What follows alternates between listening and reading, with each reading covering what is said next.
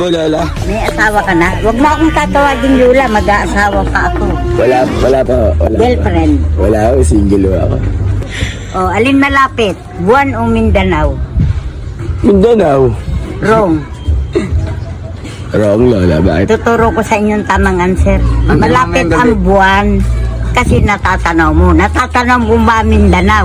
Hindi. One more. Okay. Bakit itinayo ang monumento ni Andres Bonifacio? Bakit? Sabi ng mga estudyante dyan, kasi Lola, hero siya para maalaala. Ano yung hero? Ano? Tinapay. Ano? Tinapay. Alam nito. Kasi Lola, hero siya para maalaala ang ano. Yung, Sabi ko Rong, tandaan nyo itanim nyo sa utak nyo ang tamang answer Ano ho Lola ang tamang answer? Sasampaling ko kayo kako, wag nyo akong tatawaging Lola. Ano ate?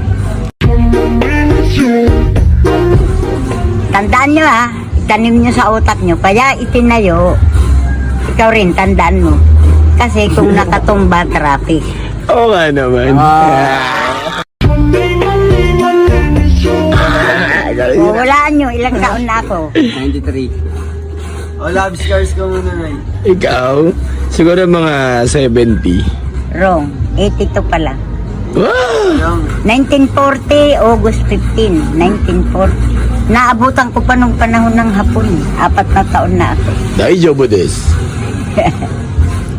O ikaw, sinong pumatay kay Kristo? Wala mo. Huwag mo mag-ano mo. Huwag mo mag-gamon. Sabi ng mga pinahuhula ko, mga Hudyo at saka si Judas daw. Si Julio. Wrong. Tandaan nyo ang pumatay kay Kristo, pako. Di ba pinako siya na titano? Oo. Joke lang. Ito pogi, pag mga nakakuninong ka. Oo, sige. Ano ba pangalan yan? Kilala mo ba yan? Hindi.